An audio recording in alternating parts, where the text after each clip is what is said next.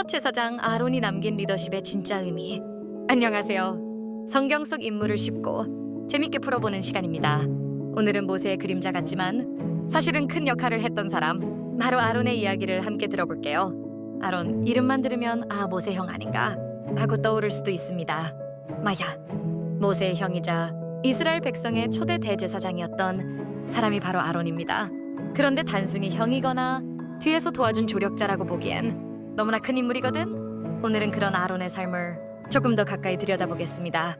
아론은 레위 지파 사람이었고 이집트에서 태어났으며 당시 이스라엘 백성은 이집트에서 노예처럼 살아가고 있었고 모세가 태어날 땐 갓난아기를 죽이라는 명령까지 내려졌습니다.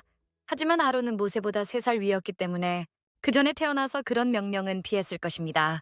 중요한 건 하나님께서 모세에게 이스라엘 백성을 이끌어내라고 명령하셨을 때 모세가 자신이 말을 잘 못한다며 주저했을 때습니다.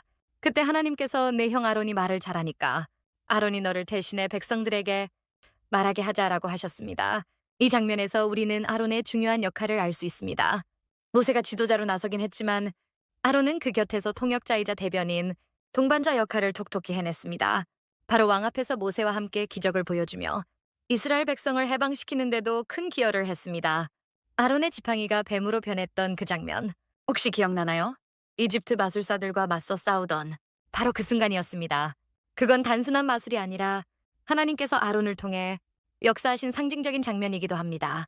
그리고 출애굽 이후 광야 생활이 시작되면서 아론은 또 하나의 특별한 역할을 맡아 바로 이스라엘의 첫 번째 대제사장이 되었습니다. 하나님께서는 레위 지파 중에서도 아론과 그의 자손들을 제사장으로 세우셨는데 이건 단순한 종교 직책이 아니고 백성의 죄를 대신 속죄하고 하나님과 백성 사이에서 중보하는 아주 중요한 역할이지요. 백성들이 실수하고 죄를 지을 때마다 아론은 그들의 죄를 대신해 제사를 드리며 하나님의 용서를 구했습니다.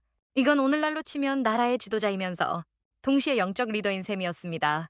하지만 아론도 완벽한 사람은 아니었으며 우리가 잘 아는 금송아지 사건 기억나나요? 모세가 시내산에서 율법을 받는 동안 백성들이 불안해하면서 우리를 이끌 신을 만들어 달라고 아론에게 요구했지요. 그런데 아론은 그 요구를 거절하지 않고 백성들의 금 귀걸이를 모아 금송아지를 만들어버렸습니다. 백성들은 그 송아지를 신이라며 절했고 하나님은 크게 진노하셨어. 모세가 산에서 내려왔을 때 분노해서 십계명 돌판을 깨뜨렸을 정도였습니다. 이 사건은 아론의 가장 큰 실수 중 하나였습니다. 지도자로서 백성의 잘못을 바로잡기보단 그 흐름에 휩쓸려 버린 것입니다. 하지만 놀라운 건 그 실수에도 불구하고 하나님은 아론을 완전히 버리지 않으셨습니다.